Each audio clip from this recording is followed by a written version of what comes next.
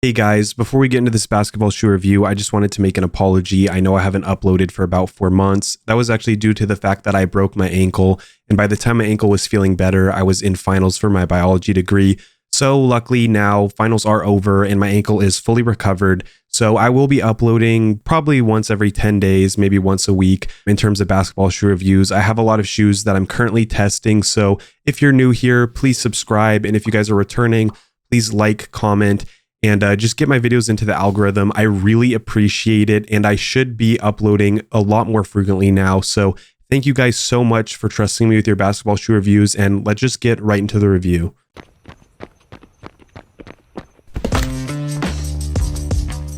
All right, so as standard tradition on this channel, we're going to be starting with what I like the most about the shoe and working our way down to what I like the least about the shoe. Now let's talk price first. The James Harden Volume 7s are a $160 premium shoe coming from Adidas. All right, so what did I like most about the shoe? It's definitely going to be the step in comfort as well as the fit and the overall shape of the James Harden Volume 7s. The step in comfort is just unmatched. I'm currently testing about 4 different basketball shoes, and whenever I put my foot into the Harden Volume 7s, it was just so comfortable. There's just something that's plush and unique about the shoe. It's not too tight in any areas. The comfort is there, and over time, the shoe does stretch out and conform to your foot even more. So the longer you wear the shoe, the more comfortable it's going to be. And in terms of fit of the shoe, it's very wide footer friendly. I have extremely short and wide feet. In these, I am a 10.5. So in my Nike shoes, I usually wear an 11, but I was able to go down half a size. I think most people should go down half a size because the shoe stretches out over time. And yeah, overall, I would just say that the step in comfort of the James Harden Volume 7s is just the most notable aspect of the shoe. It's going to be hard for anyone to find a shoe that is more comfortable than this. And if you're concerned about comfortableness, this shoe is probably the best option. All right, now, what is my second most favorite part of the shoe? It's definitely going to be the traction. The traction is made up of translucent rubber on the outsole. Additionally, there is a radial pattern and herringbone patterns on the bottom of the shoe. Basically, that just means you're good to go from all angles. Personally, do a lot of step backs, and I could really successfully step back in these shoes. I could also make sharp cuts. I mean, this traction pattern really has no weaknesses. I will say though, I did collect a bit of dust playing indoors and outdoors, but the shoe responds really well to just a single wipe of the palm. So yeah, you will collect a little bit of dust on these, but wiping them is super easy and simple. And for a translucent outsole, these shoes don't really collect as much dust as I would have expected. So the traction is just phenomenal. I'm probably going to say the traction is a 9.5 out of 10.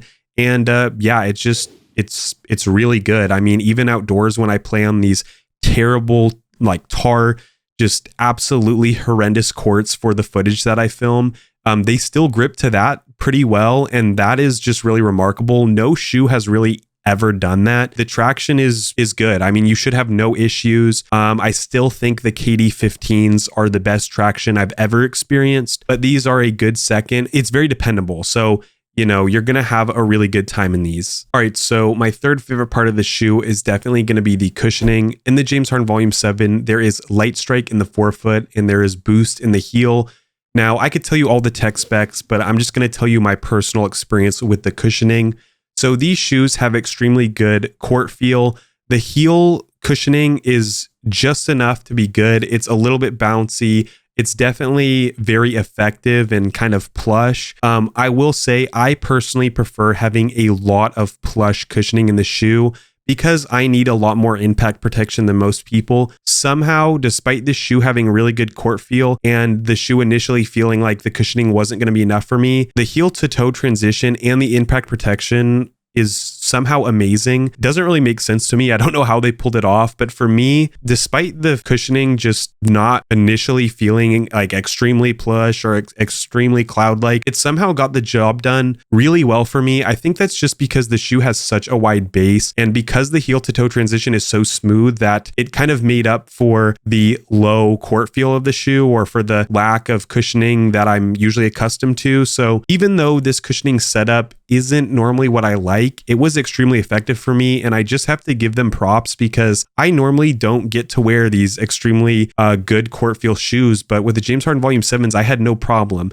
And I think if you're looking for a shoe that has extremely good heel to toe transition and fairly good impact protection, this shoe is a really good fit for you. I will say the shoe is not really shaped like a runner shoe. It really is just this flat, extremely stable and comfortable shoe. So it's not going to be a shoe that feels like a runner, but it works really well. And I'm really surprised that I like this cushioning setup. So I'm going to give the cushioning a 9 out of 10. And even though it's not my preference, I just have to say it's extremely effective and good. All right, so what is my fourth favorite part of the shoe? It's definitely going to be the materials on the Harden Volume 7s. Now, everything, in my opinion, feels super premium. Also, I want to say that a lot of people say that the materials of the Harden Volume 7s make them extremely warm and hot on your feet. I personally did not experience that. I can see how the shoe does feel a tad bit warmer than some of the other shoes I've played in, but I didn't really have an issue with overheating or feeling like my feet were on fire.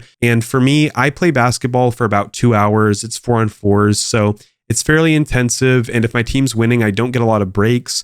I don't know. I really like the materials of this shoe. I don't think they cause a lot of overheating issues, and the materials of this shoe does make the Harden Volume 7s a little bit heavier, but the weight is so evenly distributed across the shoe that it's not really noticeable. I personally didn't feel like I was playing in an extremely heavy or clunky shoe. And I personally think that the shoes feel extremely premium in hand if that's something that you care about. So that's kind of all I have to say for the materials. I think that they're really good. And I think that the shoe doesn't get too hot for me personally. So we're going to be transitioning into what I like the least about the shoe, or what I actually just don't like about the shoe.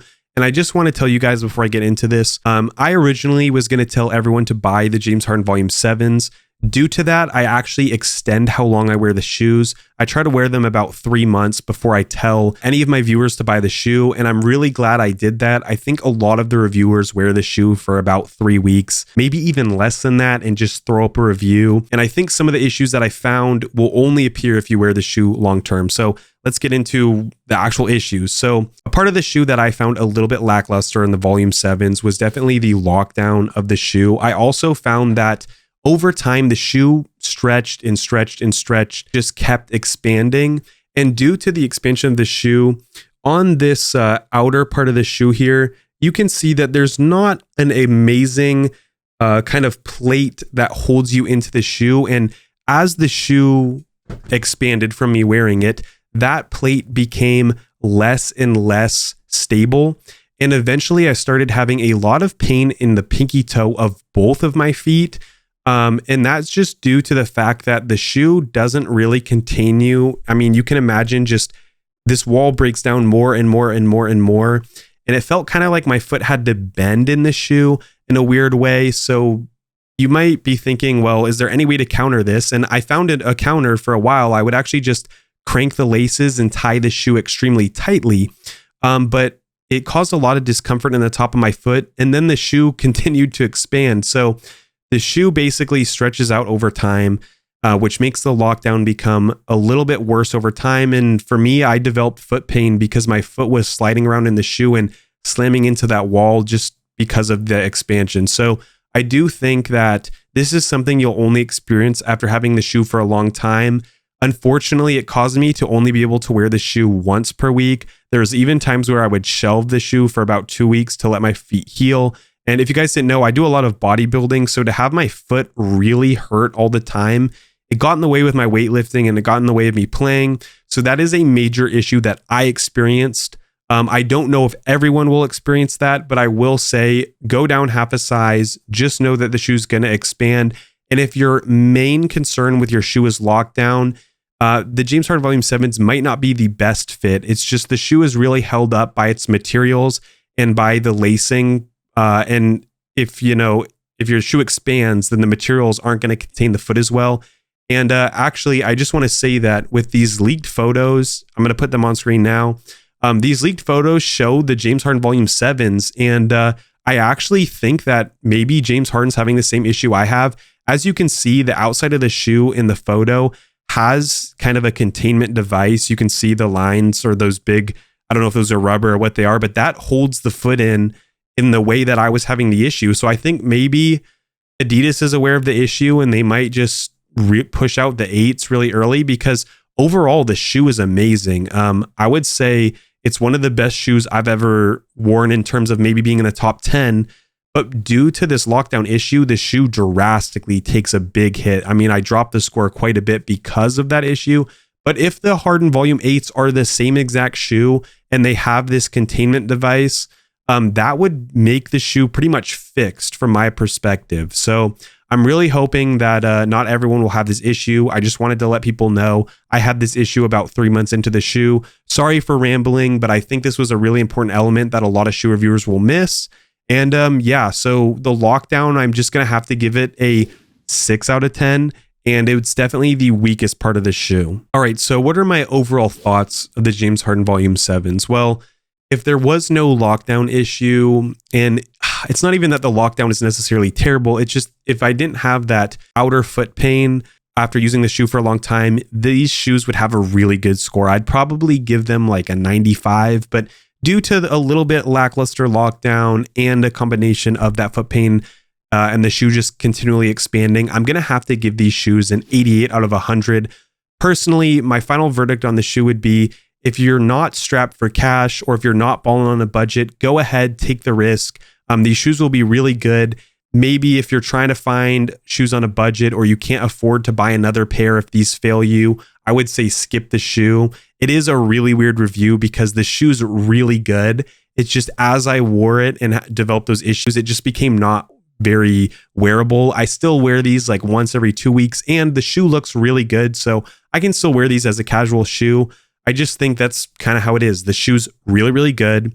But if you don't have the money to buy shoes when these fail, then skip it. But if you have the money, they're a great performer and they might last you 3 months and then you're done, or they might last you a really long time and you might just not have the issue I did. And yeah, go down half a size. And yeah, guys, thank you for watching my shoe reviews, and I'll see you in the next video.